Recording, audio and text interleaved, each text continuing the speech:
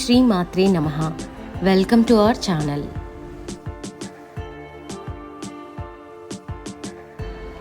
ఈ వీడియోలో మీరు చూడబోతున్నది ఒక దివ్య యాత్ర, ద కంప్లీట్ కాశీ యాత్ర.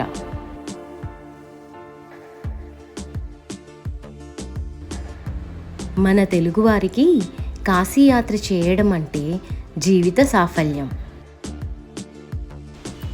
ఈ వీడియోలో కాశీకి ట్రైన్ టికెట్స్ ఎలా బుక్ చేసుకోవాలి, అక్కడ మన తెలుగు ఆశ్రమాలు ఎక్కడ ఉన్నాయి, మనకి అందరికీ సూట్ అయ్యే భోజనం ఎక్కడ దొరుకుతుంది, లోకల్ టెంపుల్స్, గంగా ఆరతి, బోటింగ్ ఎక్స్పీరియన్స్, ఇలా అన్ని డీటెయిల్స్ క్లియర్గా చెప్తాను. Let's begin. మన తెలుగు స్టేట్స్ నుంచి వారణాసికి డైరెక్ట్ అండ్ ఇండైరెక్ట్ ట్రైన్స్ ఉన్నాయి. సికింద్రాబాద్ నుండి వెళ్ళాలనుకుంటే వారణాసి ఎక్స్ప్రెస్ ఉంటుంది. అలాగే గుంటూరు నుండి వెళ్ళాలనుకున్న వాళ్లకు బరావుని ఎక్స్ప్రెస్ ఉంటుంది. విజయవాడ నుండి మందువాదీహ్ ఎక్స్ప్రెస్ ఉంటుంది. తిరుపతి నుండి వెళ్ళాలనుకున్న వారికి వారణాసి ఎక్స్ప్రెస్ ఉంటుంది. ట్రైన్ టికెట్స్ బుక్ చేసుకోవాలనుకుంటే అట్లీస్ట్ 30 to 45 days అడ్వాన్స్డ్గా బుక్ చేసుకోవాలి.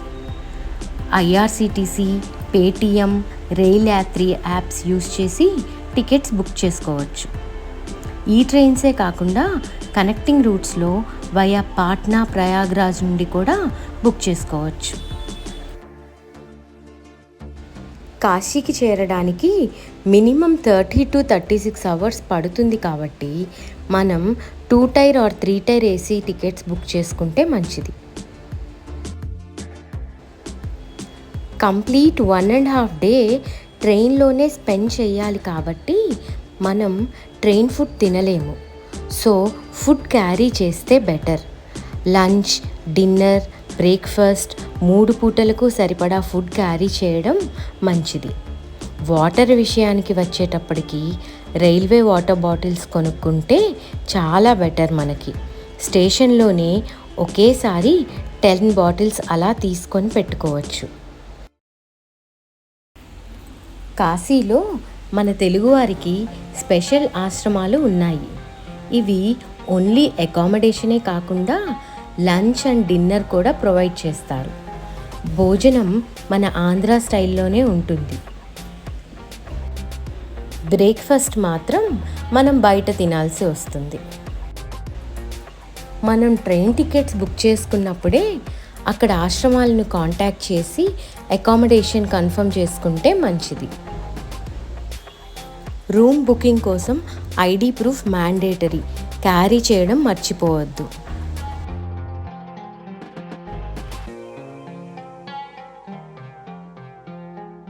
ఇప్పుడు మీరు చూస్తున్నది మేము స్టే చేసిన ఆశ్రమం. ఇందులో లిఫ్ట్ ఫెసిలిటీ కూడా ఉంది. ఇక్కడ పర్ పర్సన్కి 300 ఛార్జ్ చేశారు. ఇందులో రూమ్స్ చాలా నీట్గా ఉన్నాయి. హాట్ వాటర్ ఇంకా ఏసీ ఫెసిలిటీ కూడా మనకి ఇక్కడ ఉంది. డైలీ మనకి రూమ్ క్లీనింగ్ సర్వీస్ కూడా అవైలబుల్ ఉంది.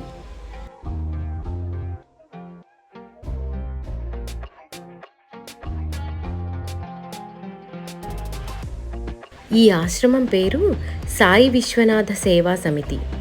ఇది నందిబొమ్మ సెంటర్లో ఉంటుంది. ఇక్కడి నుండి విశ్వనాథ టెంపుల్ ఇంకా దశాశ్వమేధ ఘాట్స్ దగ్గరగా ఉంటాయి. వాకబుల్ డిస్టెన్స్లోనే ఉంటాయి. మనం డైలీ టెంపుల్కి, గంగా స్నానానికి, గంగా హారతికి వెళ్ళడానికి ఈ ఆశ్రమం నుండి చాలా కంఫర్టబుల్గా ఉంటుంది. మార్నింగ్ బ్రేక్ఫాస్ట్ కావాలంటే ఆశ్రమం నుండి బయటకు రాగానే ఉంటాయి. ఇక్కడ టీ, కాఫీలు కూడా మట్టి కప్స్లో ఇస్తారు. చాలా బాగుంటాయి. ఖచ్చితంగా ట్రై చేయండి. కాశీలో ఫేమస్ అయిన బెనారస్ శారీస్ ఈ స్ట్రీట్లో చాలా ఉంటాయి. ఇక్కడ స్ట్రీట్ షాపింగ్ కూడా మనకి చాలానే ఉంటుంది. మనకి ఏదన్నా కావాలనుకున్నా షాప్ చేసుకోవచ్చు.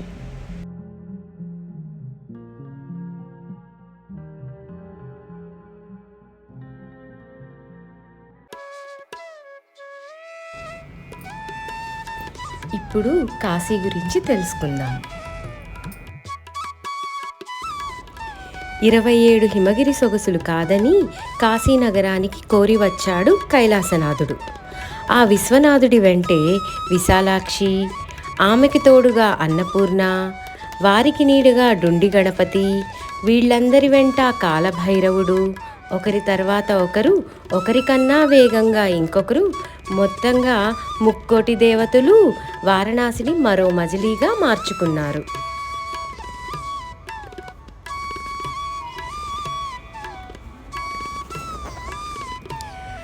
గంగ ఒడ్డున ఆలయాలు, వీధి మలుపులలో గుళ్ళు గోపురాలు, ఇండ్ల మధ్య ఇలవేల్పులు, గుడి గంటలకు విరామం ఉండదు. ఏదో ఒక ఆలయం నుంచి ప్రణవనాదం వినిపిస్తూనే ఉంటుంది.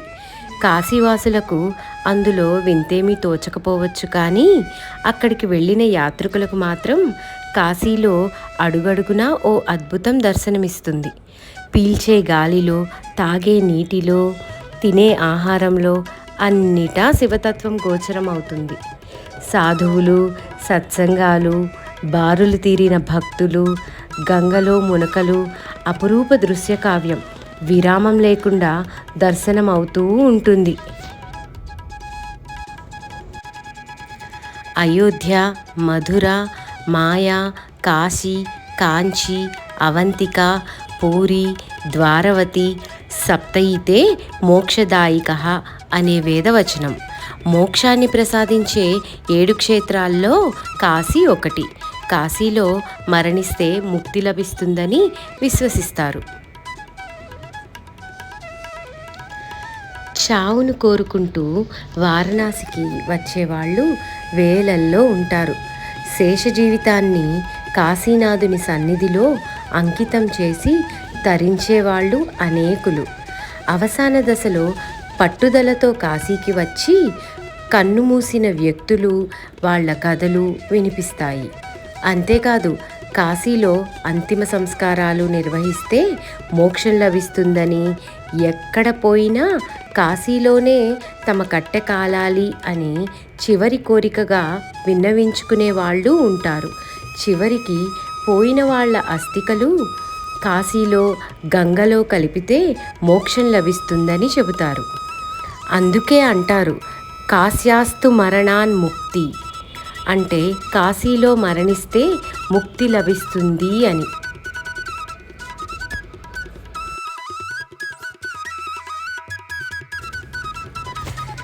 ద్వాదశ జ్యోతిర్లింగాల్లో ఒకటైనది ఈ కాశీ విశ్వేశ్వరలింగం.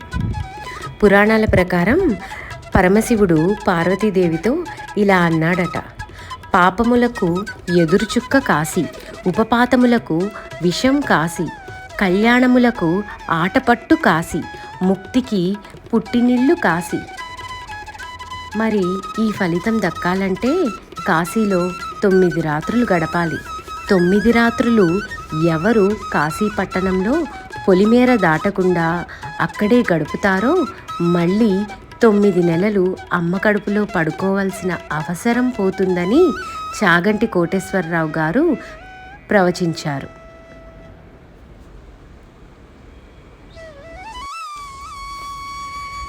కాశీపట్టణంలో ప్రవేశించాలంటే కాలభైరవుడి అనుగ్రహం ఉండాలి. కాశీలోకి ప్రవేశిస్తే పాపములు పోతాయి. సమస్త సుఖములు పొందడానికి కాశీపట్టణ ప్రవేశం ఉపయోగపడుతుంది. కాశీలోనికి ప్రవేశిస్తే మోక్షం లభిస్తుంది. కోరకుండానే జీవితంలో కావలసిన సమస్త సుఖములను కాశీపట్టణం అందిస్తుంది.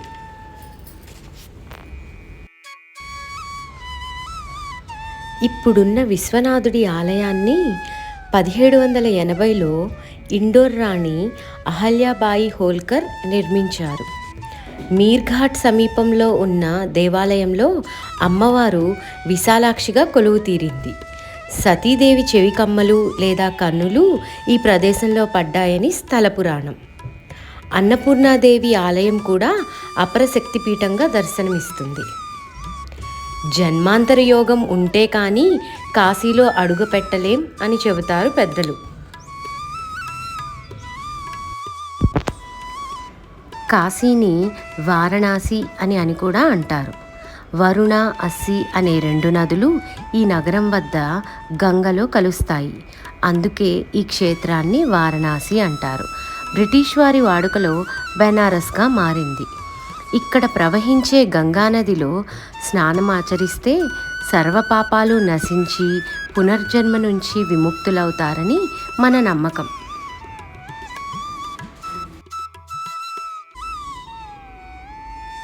ముందుగా మనం కాలభైరవుని గుడికి వెళ్తున్నాం.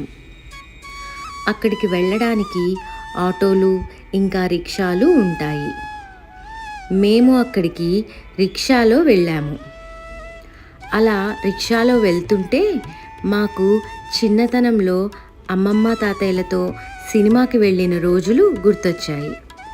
మీరు కూడా ఇలాంటి రిక్షాలో వెళ్ళుంటే కింద కమెంట్ రూపంలో తెలియచేయండి.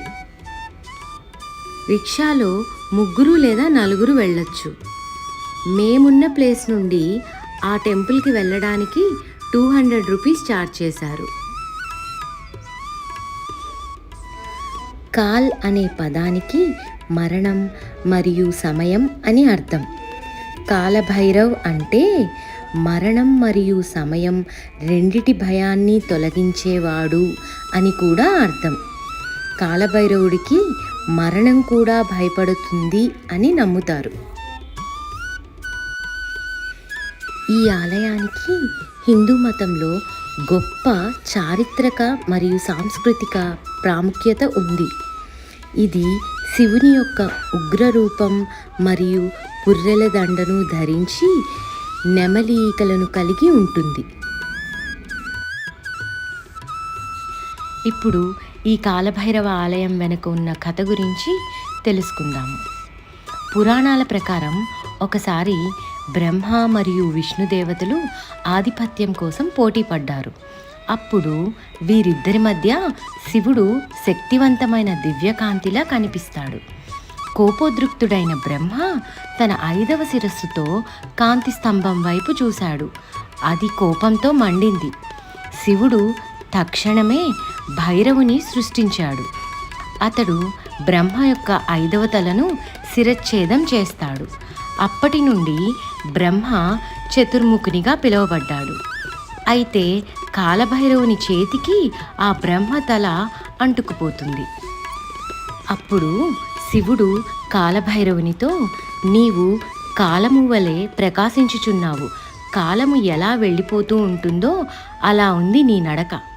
నీ నడకలో బ్రహ్మ తల తెగిపోయింది. కాబట్టి నిన్ను ఈ వేల్టి నుంచి కాలభైరవ అని పిలుస్తారు.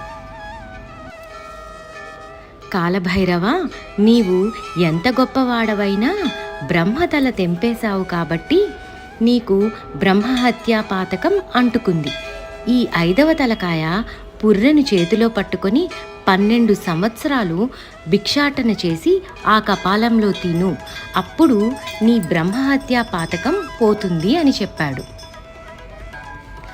బ్రహ్మహత్యా పాతకమును తొలగించుకునేందుకు బ్రహ్మ కపాలాన్ని చేతిలో ధరించి అనేక క్షేత్రాలలో పర్యటించిన తనకు సోకిన ఈ పాపము తొలగిపోవడానికి కాలభైరవుడు శ్రీ మహావిష్ణువు వద్దకు వెళ్ళి ప్రార్థించాడు.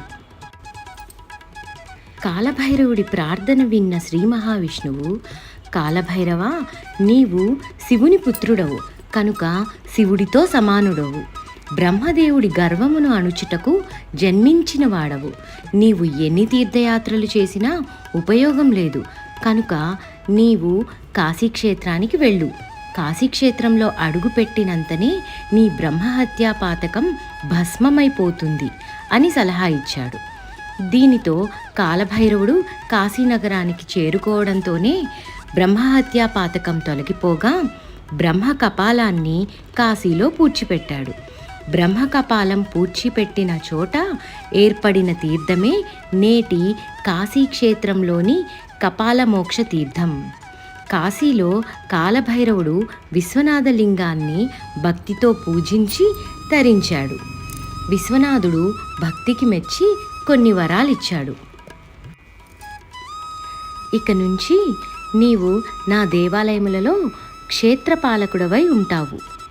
భక్తుల పాపములను నీవు తీసి వాటిని నువ్వు తినేయి. నువ్వు పాపములను తీసేసి వాళ్ళను రక్షిస్తావు కాబట్టి నీకు పాపభక్షకుడు అని పేరుని ఇస్తున్నాను. నిన్ను కాశీక్షేత్రమునకు అధిపతిగా ఉంచుతున్నాను. నీ అనుగ్రహం ఉన్నవాళ్లే కాశీక్షేత్రం ప్రవేశం చేస్తారు అని శివుడు చెప్తాడు. అందుకే మనం కాశీక్షేత్రంలోని కాలభైరవుడు ఆ క్షేత్ర ప్రవేశానికి అనుమతించిన క్షేత్రపాలకుడు కనుక, అయ్యా నాకు లోపలికి ప్రవేశింపచేసి నా పాపములను దగ్ధం చేశావు కాలభైరవా అని మనం కాశీ నుండి ఇంటికి వెళ్ళగానే కృతజ్ఞతాపూర్వకంగా కాలభైరవ పూజ చేసి ఇక నుంచి మంచి పనులు చేస్తాను అని అన్న సంతర్పణ చేస్తాము. భైరవమూర్తిని ప్రసన్నమూర్తి అయినాడని చెప్పడానికే ఆయన మెడలో ఒక గారెల దండ వేసి కాశీ సంతర్పణ చేసి నమస్కారం చేసుకుంటాం. ఇలా కాశీ సంతర్పణ చేస్తే తప్పకుండా వెళ్ళి ఆ ప్రసాదం తీసుకోవాలి. ఈశ్వరుడి పట్ల తాము చేసిన దూషణల ఫలితము ఎలా పోతుందని బెంగపెట్టుకున్న వాళ్ల కోసం భైరవ యాతన ఇక్కడే తేలికగా అనుభవింపచేస్తాడు కాలభైరవుడు. అందుకే హరిద్వార్, ఋషికేశ్ వెళ్ళిన వాళ్ళు మానసాదేవి ఆలయమునకు వెళ్తే బయటకు వచ్చేటప్పుడు ఒక్కసారి ఒంగోండి అని ఒక బెత్తం పట్టి వీపు మీద కొడతారు. అది భైరవ యాతన అని ఆ కర్ర టప్ అంటుంది. అక్కడితో పాపాలు పోతాయి. మేము కాశీ వెళ్ళాము, మాకు ఇంట ఏ భయము లేదు అని చెప్పడానికి ఒక నల్ల తాడును రక్షగా కూడా కట్టుకుంటారు. కాబట్టి ఇన్ని రూపములుగా ఆ కాలభైరవ స్వరూపం ఆనాడు ఆవిష్కరింపబడింది. ఎంత దూరం నుంచి కాశీపురికి వచ్చినా కాలభైరవుడి ఆజ్ఞ తీసుకున్న తర్వాతే మిగతా ఆలయాల దర్శనానికి వెళ్తుంటారు. కాశీనగరం భద్రత వ్యవహారాలన్నీ ఆయనే చూసుకుంటాడని నమ్మకం. అందుకు తగ్గట్టే కాశీక్షేత్రానికి 8 దిక్కుల్లో 8 భైరవ ఆలయాలు ఉంటాయి. అన్ని ఆలయాలను దర్శించుకుంటే అపమృత్యు దోషాలు తొలగిపోతాయని అంటారు. భక్తులే కాదు, వారణాసికి వచ్చే కొత్త కోత్వాల్ అంటే పోలీస్ కమిషనర్, ఆయన సైతం ముందుగా భైరవుడి ఆలయాన్ని సందర్శించుకుంటాడు. నీ ప్రతినిధిగా కాశీ రక్షణ బాధ్యతలు నిర్వర్తించే అధికారం నాకు ప్రసాదించు స్వామి అని అభ్యర్థించిన తర్వాతే విధుల్లో చేరతాడు. పరమశివుడు భయంకరమైన రూపంలో కాలభైరవునిగా అవతారమెత్తిన రోజున కాలభైరవాష్టమి లేదా కాలభైరవ జయంతిగా జరుపుకుంటారు. మార్గశిర మాసంలో అమావాస్య రోజున మొదలై 8వ రోజున ఈ కాలభైరవుడు ఆవిర్భవించినట్లుగా విశ్వసిస్తారు. కాలభైరవ ఆలయంలో ఆరాధన యొక్క ప్రత్యేక అంశాలలో ఒకటి దేవుడికి మద్యం సమర్పించడం. కాలభైరవుడికి మద్యం సమర్పించడం అనేది ఒకరి అహం మరియు కోరికలను లొంగదీసుకోవడం, అతని రక్షణ కోరడం మరియు ఆధ్యాత్మిక విముక్తిని పొందడం అలా అని ఇక్కడ భక్తులు విశ్వసిస్తారు. ఇక్కడ మీరు గమనిస్తే కొంతమంది భక్తుల చేతులలో ఆల్కహాల్ బాటిల్స్ ఉన్నాయి.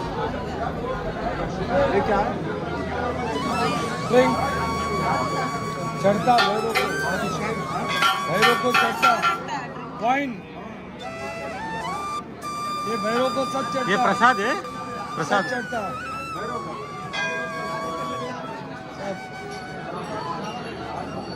ये राशि भोग, तामसी भोग ये सब ग्रहण करता है जो आप चढ़ाइए। ये स्मशान भैरव स्वयं स्वयंभू, स्वयं स्वयं, ये शिवलिंग नहीं, ये स्वयं स्वयंभू। वही कुंड में ब्रह्मा का 5वां मस्तक काट दिया था तो ये वो महाकाल है। बाय बाय हाँ अंदर चूपी रहा है। हाँ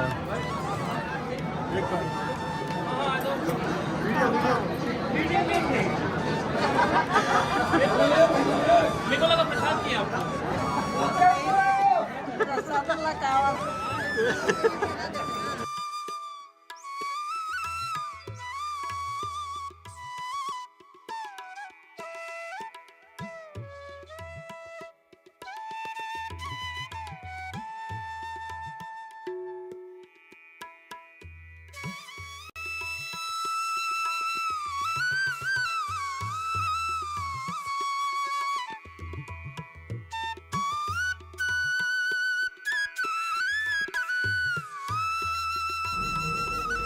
ఇప్పుడు మనం మృత్యుంజయ ఆలయానికి వెళ్దాము.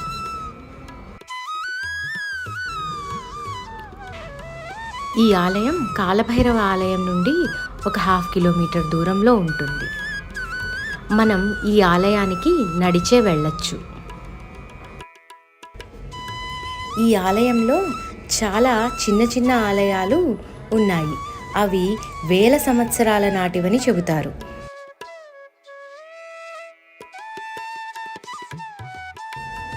అయితే ప్రస్తుత భవనం 18వ శతాబ్దంలో నిర్మించబడింది. మృత్యుంజయ మహాదేవ ఆలయంలో శివలింగం ఇంకా ఒక బావి ఉన్నాయి. ఈ దేవాలయాలు తన భక్తులందరినీ అసహజ మరణాల నుండి దూరంగా ఉంచుతాయని, ఇంకా ఆ బావి అనారోగ్యాలను నయం చేస్తుందని భక్తులు నమ్ముతారు. మృత్యుంజయ ఆలయాన్ని భక్తులు ఇక్కడ శివుడిని మృత్యుంజయ మహాదేవ్గా పూజిస్తారు. విష్ణువు అవతారమైన ఆయుర్వేద ఔషధ దేవుడైన ధన్వంతరి తన ఔషధాలన్నిటినీ ఇక్కడ బావిలో ఉంచాడని, దానికి వైద్యం చేసే శక్తిని ఇచ్చాడని కూడా నమ్ముతారు. భక్తులు ఇక్కడ మృత్యుంజయ మంత్రం చదివి ఆ బావిలో నీటిని త్రాగి తమపై చల్లుకుంటే అనారోగ్యాలను నయం చేస్తాయని నమ్ముతారు.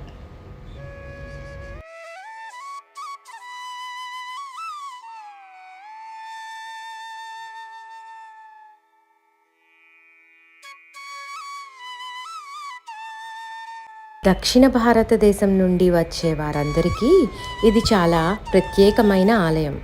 ఎందుకంటే అమ్మవారు దక్షిణ భారతదేశానికి చెందిన గ్రామదేవతగా పూజిస్తారు. ఈ ఆలయాన్ని గవ్వలమ్మ గుడి లేదా కౌడీమాత ఆలయం అని కూడా పిలుస్తారు. ఈ గవ్వలమ్మ విశ్వనాథుని యొక్క సోదరి అని చెప్తారు. దేవతలందరూ కాశీలో వివిధ చోట్ల నివాసం ఏర్పరచుకున్నారు. అలాగే గవ్వలమ్మకి కూడా కాశీలో ఉండాలని అనిపించింది. కానీ మిగిలిన దేవతలు ఆమెని తిరస్కరించారు. కాశీలో ఉండటానికి అనుమతించలేదట. అప్పుడు అమ్మవారు శివుణ్ణి ప్రసన్నం చేసుకోవడానికి తపస్సు చేసింది. ఆమె తపస్సుకు మెచ్చి శివుడు ప్రసన్నుడై కాశీ వచ్చిన భక్తులందరూ ఆమెని సేవించి వెళ్తే తప్ప యాత్రా ఫలితం రాదని వరమిచ్చాడట శివుడు. కాశీ విశ్వనాథుడు ఈ గవ్వలమ్మను సోదరిలా ఆదరిస్తారు. అలా ఈ అమ్మవారు ఆలయం వెలిసింది. కొంచెం ఎత్తుగా ఉండే చిన్న మందిరం ఇది.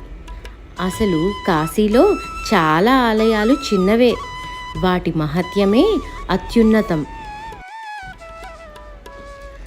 ఇక్కడ దుకాణంలో 5 గవ్వలు, 1 వస్త్రం, 1 సెట్గా అమ్ముతారు. అందులో 4 అమ్మవారికి సమర్పించి 1 గవ్వ మనం ప్రసాదంగా తెచ్చుకుంటాం.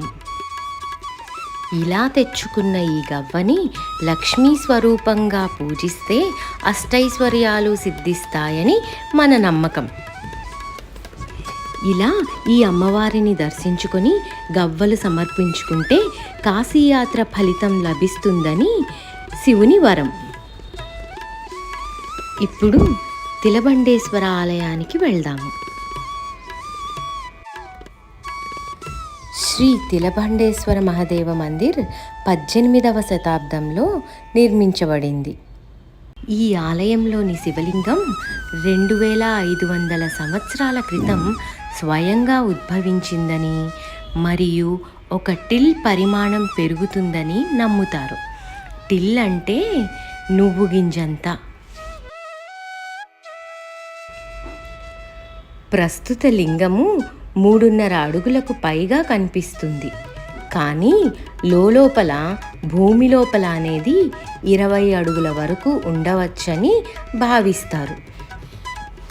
దీనిపైన సైంటిస్టులు కూడా పరిశోధించి నిర్ధారించారు.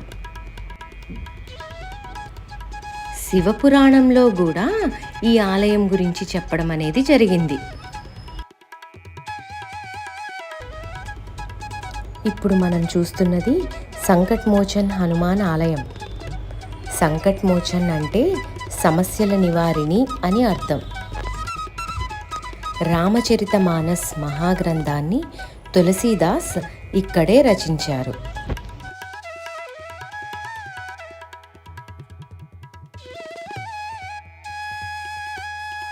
గంగా నది ఒడ్డున ఉన్న ప్రసిద్ధ ఆలయాలలో ముఖ్యమైనది కేదార్ ఘాట్ వద్ద ఉన్న కేదారేశ్వర ఆలయం. కాశీయాత్రలో మనం దర్శించుకోవాల్సిన ఆలయాల్లో ఇది ప్రముఖమైనది. ఈ ఆలయం నుండి గంగానదిని చూస్తుంటే మనసుకు చాలా ఆహ్లాదకరంగా ఉంటుంది.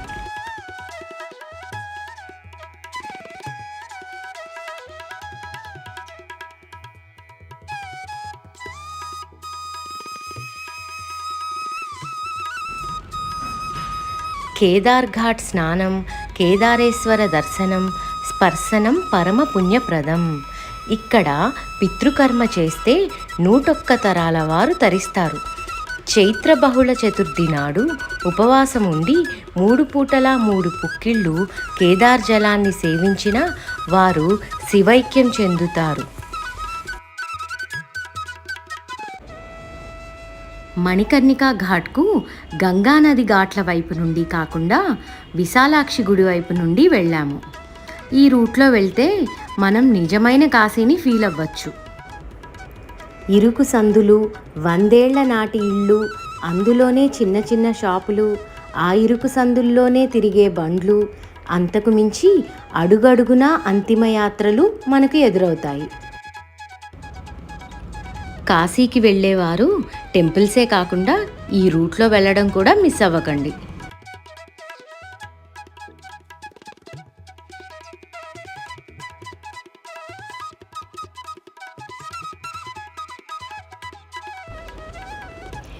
ఈ ఇరుకు సందుల్లో మనం మిస్ అవ్వకుండా ఉండడానికి ఘాట్కి ఎలా వెళ్ళాలో సైన్ బోర్డ్స్ ఉంటాయి.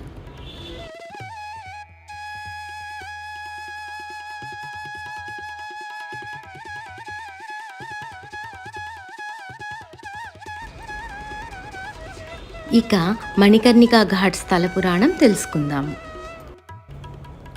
సతీదేవి చెవి ఆభరణం ఈ ఘాట్ వద్ద పడినందున ఇది శక్తిపీఠంగా స్థాపించబడింది. సంస్కృతంలో మణికర్ణ అంటే చెవి రింగులు కాబట్టి మణికర్ణిక అనే పేరు వచ్చింది. కాశీనగరమే ఓ మహాశ్మశానం అనుకుంటే కాశీనగరంలోని మణికర్ణికా ఘాట్లో ఉన్న శ్మశానమే అన్నిటికన్నా పెద్దది. హిందూ మతంలో మరణం ఒకరి కర్మ ఫలితం ద్వారా గుర్తించబడి మరొక జీవితానికి ప్రవేశ ద్వారంగా పరిగణించబడుతుంది. ఇక్కడ దహనం చేస్తే మానవుని ఆత్మ మోక్షాన్ని పొందుతుందని, పునర్జన్మ చక్రాన్ని విచ్ఛిన్నం చేస్తుందని నమ్ముతారు. ఇక్కడ కనిపిస్తున్నవన్నీ దహన సంస్కారాలు చేయడానికి ఉపయోగించే కట్టెలు.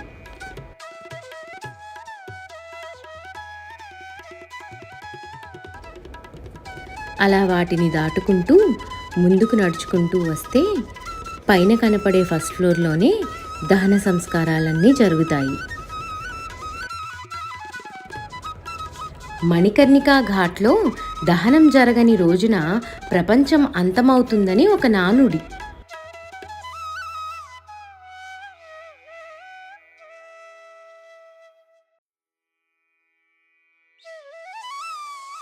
వివిధ రకాల దృశ్యాలు, శబ్దాలు మరియు వాసనలు ఘాట్ వద్ద మనల్ని పలకరిస్తాయి.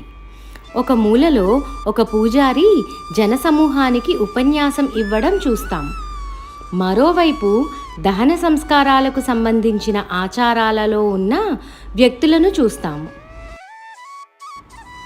దహన సంస్కారాలు జరుగుతున్నప్పుడు గాలి పొగతో నిండిపోతూ ఉంటుంది.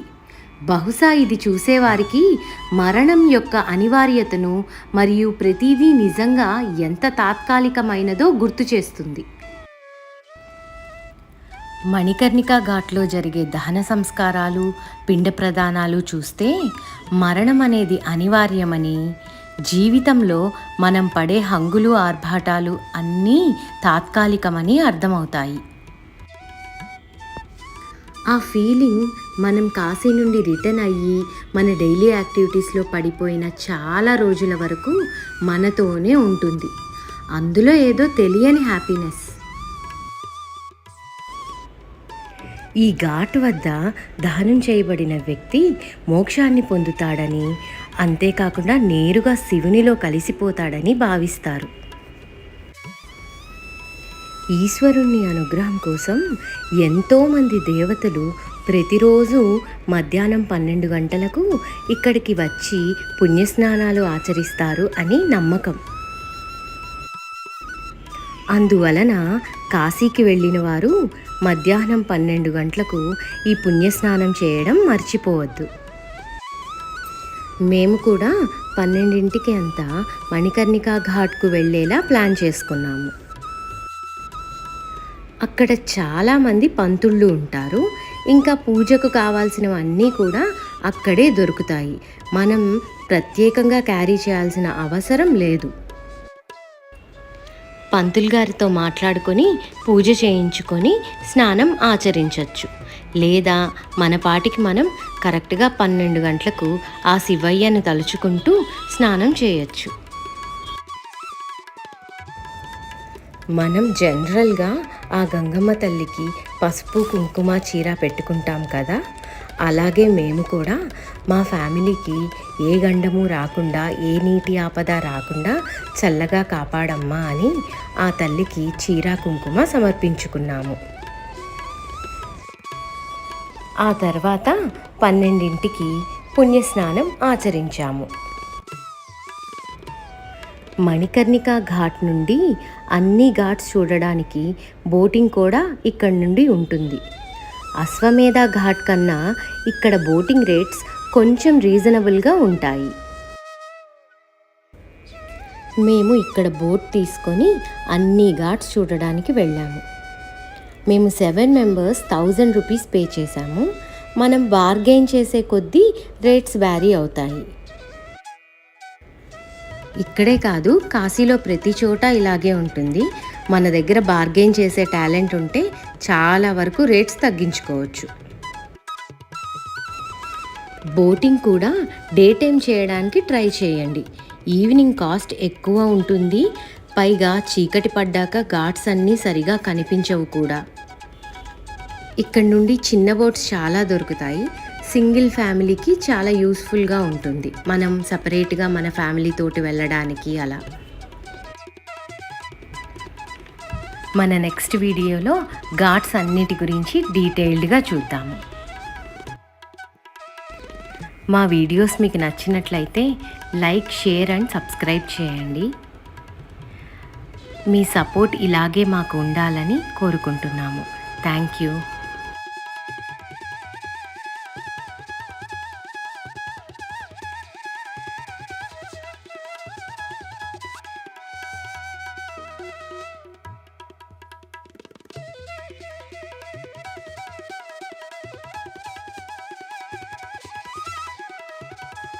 మేము బోటింగ్కి 2 టైమ్స్ వెళ్ళాము. ఒకసారి ప్రైవేట్ బోట్ తీసుకొని మా ఫ్యామిలీ వరకే వెళ్ళాము. ఇంకోసారి షేరింగ్ బోట్లో వెళ్ళాము. ప్రైవేట్ బోట్లో మణికర్ణికా ఘాట్ టు కేదార్ ఘాట్ వెళ్ళాము. అందుకు మాకు 600 రూపీస్ ఛార్జ్ చేశారు. ఘాట్స్ అన్నీ చూడడానికి ఇంకొక బోట్లో 1500 పే చేశాము. మనల్ని ఎక్కడ పిక్ చేసుకున్నారో మళ్ళీ తిరిగి అక్కడే డ్రాప్ చేస్తారు. కాశీలో గంగానది తీరంలో 84 ఘాట్లు ఉన్నాయి. వీటిలో కొన్ని దేవతలు, ఋషులు, రాజులతో పాటు ఎందరో తమ తపశ్శక్తితో నిర్మించినవి ఉన్నాయి. వాటిలో ముఖ్యమైన వాటి గురించి తెలుసుకుందాము. ప్రతి ఘాట్ది ఓ ప్రత్యేక పౌరాణిక చారిత్రక నేపథ్యం. హరిశ్చంద్ర, మణికర్ణిక ఘాట్లలో నిరంతరం దహనక్రియలు జరుగుతూనే ఉంటాయి. సర్వం పోగొట్టుకొని హరిశ్చంద్రుడు ఇక్కడ శవదహన కూలీగా పనిచేసి దైవ పరీక్షలో నెగ్గి తన రాజ్యాన్ని పొందాడంటారు. ఇక్కడ నిత్యం చితి కాలుతూనే ఉంటుంది.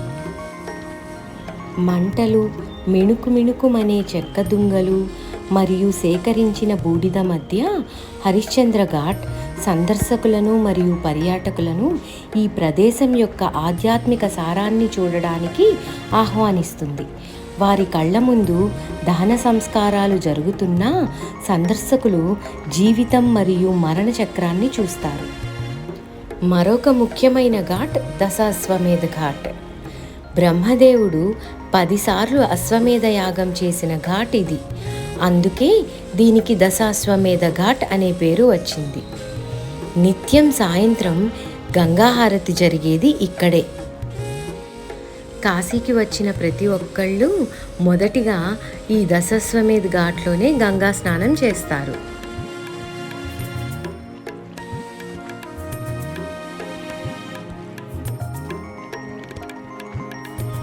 మరొక ముఖ్యమైన ఘాట్ మణికర్ణిక ఘాట్. ఇది కాశీలో మొట్టమొదటి ఘాట్. విష్ణుమూర్తి స్వయంగా సుదర్శన చక్రంతో తవ్వి నిర్మించాడని చెప్తారు. ఇక్కడ సకల దేవతలు మధ్యాహ్నం 12 గంటలకు స్నానం చేస్తారని కాశీకి వచ్చిన ప్రతి ఒక్కళ్ళు మణికర్ణిక ఘాట్లో మధ్యాహ్నం 12 గంటలకు స్నానం చేస్తారు. మణికర్ణిక ఘాట్లో దహన సంస్కారాలు జరగని రోజున ప్రపంచం అంతమైపోతుందని ఒక నానుడి. ఒక పక్కకు ఒరిగి ఉండే రత్నేశ్వర్ మహాదేవ్ మందిర్ ఈ ఘాట్ వద్దనే ఉంటుంది. వేసవిలో కొన్ని నెలలు తప్ప దాని గర్భగృహం సాధారణంగా సంవత్సరంలో ఎక్కువ భాగం నీటి అడుగున ఉంటుంది.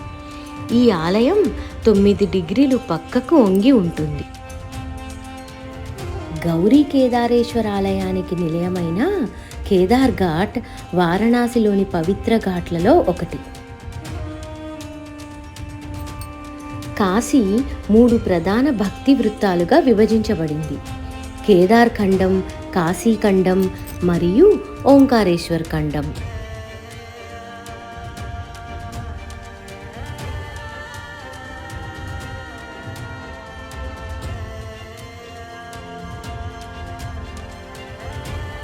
ప్రతి ఖండానికి దాని స్వంత ప్రధాన దేవత ఉంది. అంటే కేదార్ ఖండానికి కేదారేశ్వర్, కాశీ ఖండానికి విశ్వేశ్వర్, ఇంకా ఓంకారేశ్వర్ ఖండానికి ఓంకారేశ్వర్.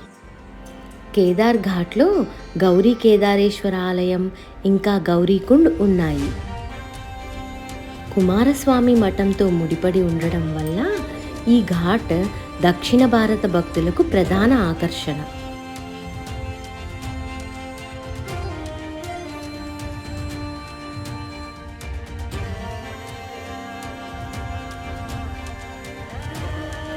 తులసి ఘాట్, అస్సీ ఘాట్, లలితా ఘాట్, హనుమాన్ ఘాట్ ప్రత్యేకమైనవిగా చెప్తారు. మానసరోవర్ ఘాట్, నారద్ ఘాట్, మణికర్ణిక ఘాట్లు పితృదేవతలకు పిండ ప్రదానాలు, అస్థికల నిమజ్జనానికి ప్రత్యేకం.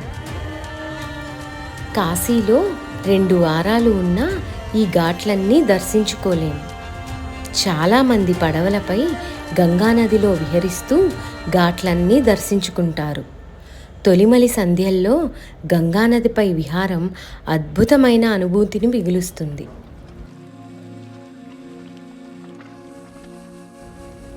కాశీపురి పైకి ఎంత హడావుడిగా కనిపిస్తుందో మనసుతో చూస్తే అంత నిగూఢంగా ఉంటుంది. ఏదో ఆధ్యాత్మిక శక్తి అంతరంగా దాగి ఉందనిపిస్తుంది. అభిషేకాలు, సత్సంగాలు, భజనలు ఇదంతా ఒక పార్సమే. సాధకులు, అఘోరాలు సాధనలు ఇవి సామాన్యుల కంటికి కనిపించవు. పైపైన చూస్తే ఏమీ అంతుపట్టదు. లోపల దర్శిస్తే అణువణువు శివుడే కనిపిస్తాడు. ఈ మహిమను దర్శించడానికి అణిమాది అష్టసిద్ధులు సాధించిన యోగులెందరో కాశీలో స్థిర నివాసం ఏర్పాటు చేసుకున్నారు. ఆ సిద్ధులను పొందడానికి దేశ దేశాల నుంచి సాధకులు వారణాసికి వచ్చి ఇక్కడే ఉండిపోతారు. తులసీదాసు, కీనారాం, అఘోరి, త్రైలింగస్వామి ఇలాంటి మహామహులు ఎందరో విశ్వనాథుడి సన్నిధిలో సంచరించిన వారే. నేటికి ఎందరో సిద్ధులు కాశీలో తపస్సు ఆచరిస్తూ ఉంటారు. దశాశ్వమేధ్ ఘాట్, దర్భంగా ఘాట్, హనుమాన్ ఘాట్ మరియు మన్మందిర్ ఘాట్లలో ప్రతిరోజు ఉదయం మరియు సాయంత్రం హారతులను నిర్వహిస్తారు. ప్రపంచంలో బహుశా వారణాసిని మాత్రమే డెత్ టూరిజం అని పిలుస్తారు.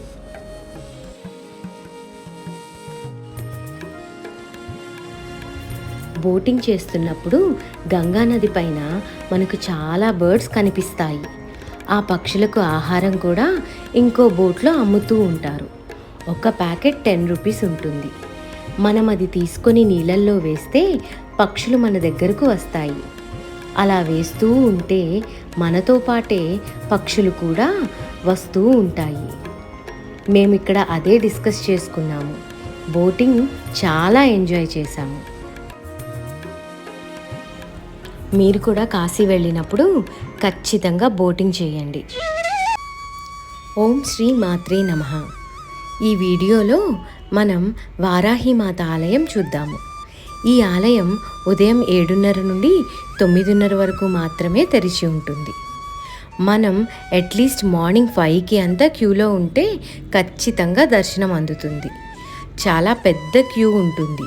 లేట్ అయ్యే కొద్దీ మనకి దర్శనం దొరకడం కష్టమవుతుంది. ఇప్పుడు ఆలయ స్థల పురాణం తెలుసుకుందాము. దుర్గాదేవి రక్తబీజుడు అనే రాక్షసుడిని సంహరించేందుకు తన శరీరం నుంచే సప్తమాత్రికలను సృష్టించింది. వరాహమూర్తి నుంచి వారాహి శక్తి ఉద్భవించిందట.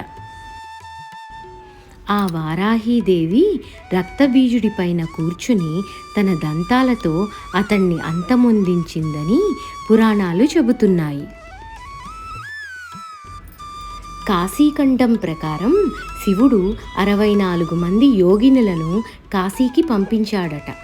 ఆ యోగినులలో వారాహీదేవి కూడా ఉందని, అప్పటి నుండి అమ్మవారు కాశీని దుష్టశక్తుల నుంచి కాపాడే గ్రామదేవతగా వ్యవహరిస్తోందని ప్రతీతి.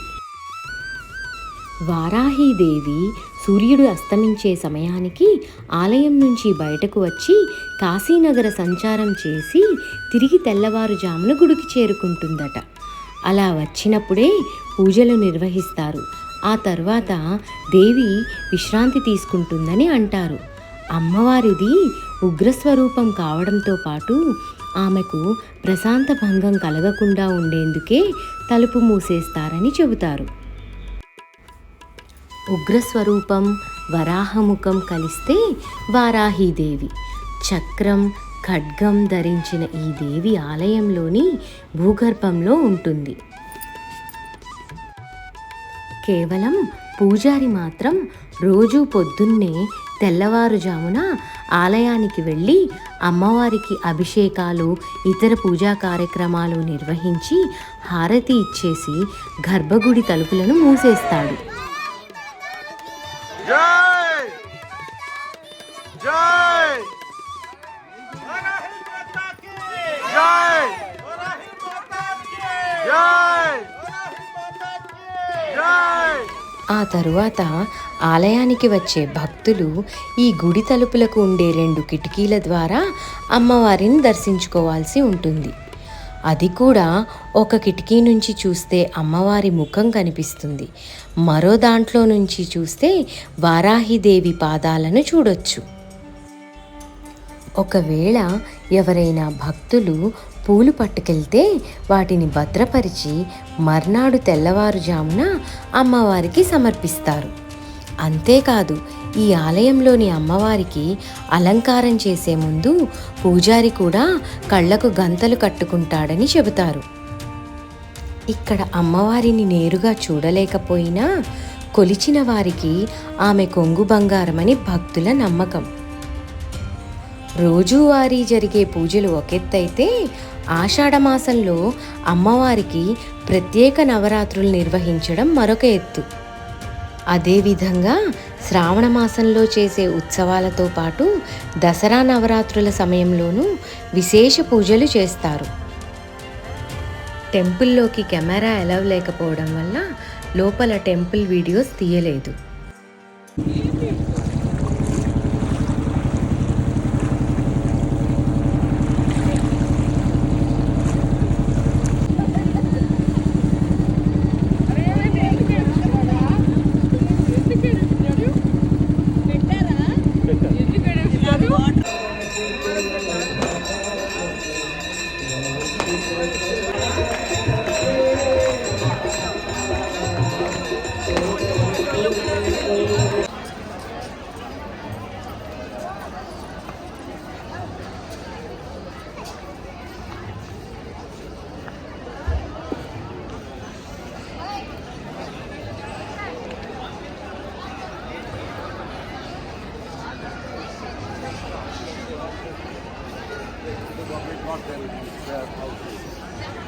Some bought the houses all from